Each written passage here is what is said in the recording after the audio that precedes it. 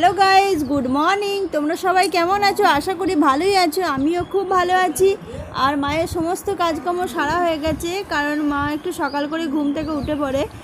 আর আজকে আমাদের সবার কাকিমাদের বাড়িতে দুপুরে খাওয়ার জন্য নেমন্তন্ন আছে।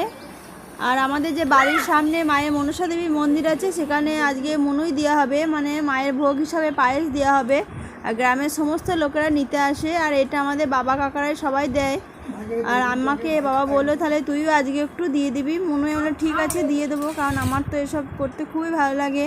আর এরা সব খেতে বসে গেছে। এদের খাওয়া দাওয়া হয়ে যাওয়ার পর আমি স্নান সেরে নেবো, তারপর মন্দিরে যাব।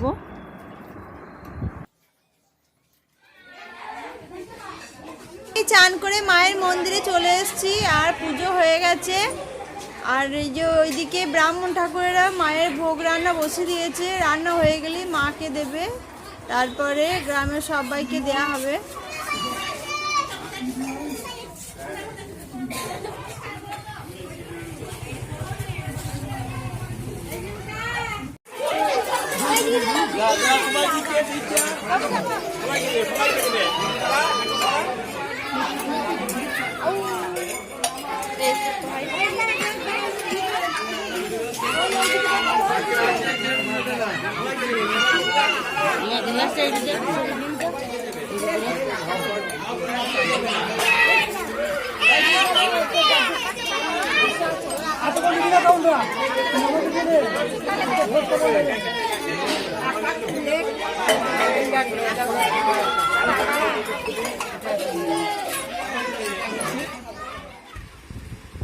বাড়ি খেতে চলে এসেছি, আর কাকিমা অনেক কিছু রান্না করেছে। পটলের তরকারি, ডাঁটা চচ্চড়ি, ভেন্ডি ভাজা, আলু ভাজা, পটল ভাজা, শাক ভাজা, চিকেন, চাটনি, অনেক কিছু রান্না করেছে কাকিমা। পদ্ম পাতায় খাচ্ছি, কারণ আমার পদ্ম পাতায় খেতে খুব ভালো লাগে। অনেকদিন পর খাচ্ছি।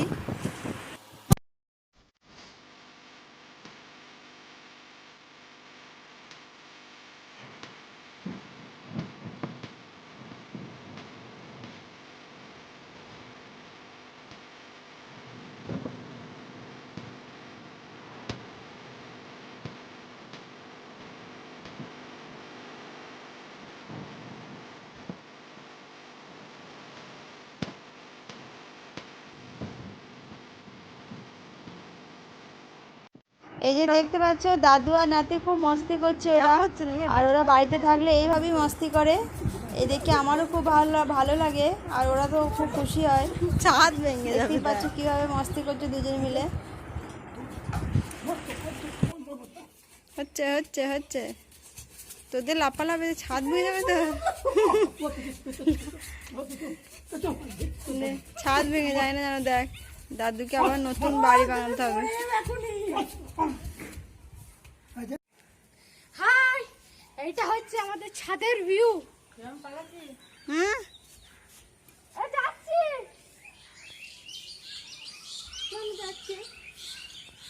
এখন তো বিকাল হয়ে গেছে, আর দেখতেই পাচ্ছ রোদ চলে গেছে।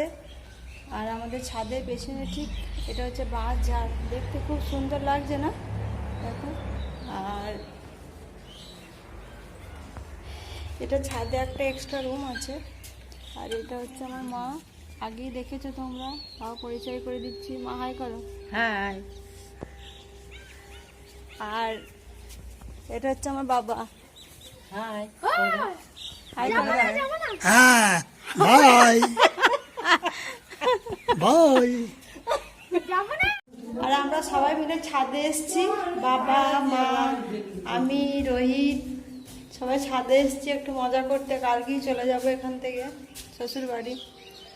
ছাদে সবাই এসেছি একটু সবাই মিলে মজা করছি আমরা।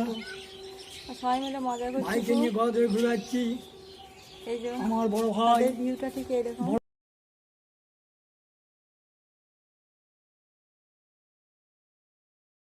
আমরা ছাদ থেকে নেমে পড়ছি। নারায়ণ মন্ডল, আপনি শেষের দিক দিয়ে চলুন। এটা হচ্ছে আমাদের একটা ঠাকুমা, আর আমার বাবারাও জেঠুই বলে ডাকে, আমরাও জেঠুই বলি। আর 105 বছর বয়স, দেখলে একদম মনেই হচ্ছে না। আর আমাদেরকে খুব ভালোবাসে। সন্ধ্যা হয়ে গেছে, আর মা খাওয়ার জন্য পাঁপড় ভাজছে, আর চপ নিয়ে আসা হয়েছে মুড়ি খাওয়ার জন্য। আর লাইট চলে গেছে, এই মাত্র লাইট চলে গেল, ওই জন্য চার্জার লাইট জ্বেলেই মা পাঁপড় ভাজছে। জানি না কখন লাইট আসবে, কি আর করা যাবে। গ্রামের দিকে তো একটু লাইট বেশিই যায়। মা মা এখন টাইম হয়ে গেছে সন্ধ্যে 7টা, আর আমরা এরপর জল খাবার খাবো। আর বৃষ্টি পড়ছিল, এই যে এখন বন্ধ হয়ে গেছে। চলো তাহলে খেয়ে নিই। এই যে মা বসে আছে, খাওয়া যাক। খাবারে আছে চপ, মিষ্টি আর পাঁপড়, বাস। এই হচ্ছে সন্ধ্যের জলখাবার।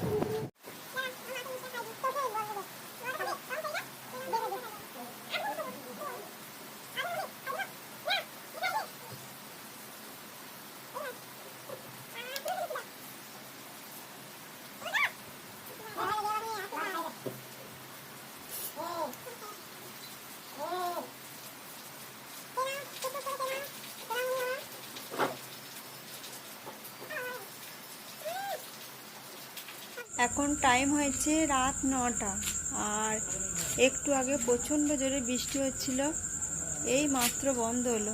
দেখতেই পাচ্ছ, দেখো সব ভিজে আছে, দেখো সব জলে ভিজে গেছে। আর ওরা সবাই টিভি দেখছে, আমি একটু বাদ দিয়ে বেরিয়ে এলাম। বেশ ঠান্ডা ঠান্ডা ওয়েদারটা, খুব ভালো লাগছে বাইরে। লাইট ছিল না, এই মাত্র লাইট এলো একটু আগে। গ্রামের দিকে দেখেছো একটু বৃষ্টি হলেই লাইট চলে যায়। যাই হোক, লাইটটা এসছে, খুব ভালো লাগছে। আর এখন খাওয়া দাওয়া করবো না, 9:30 বাজুক, তারপর আমরা সবাই খাওয়া দাওয়া করবো। আর কালকে তো বাপের বাড়ি থেকে শ্বশুর বাড়ি চলে যাচ্ছি, মনটা প্রচণ্ড খারাপ লাগছে, একদম ভাল লাগছে না।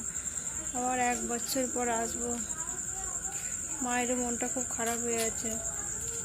কাল সকাল সকাল ঘুম থেকে উঠতে হবে, 7টার সময় বেরিয়ে যাব। আর এরকমটা, এই যে আমি যেটা বললাম বাপের বাড়ি থেকে শ্বশুর বাড়ি যাচ্ছি, এটা সব মেয়েদেরই হয় মনটা খারাপ, বিশেষ করে যারা দূরে থাকে তাদের হয়। কাছে থাকলে কি হয়, আসা হয় মাঝে মাঝে, যেহেতু দূরে থাকি ওই জন্য আসা যায় না সব সময়। বছরে একবারই আসি আমি।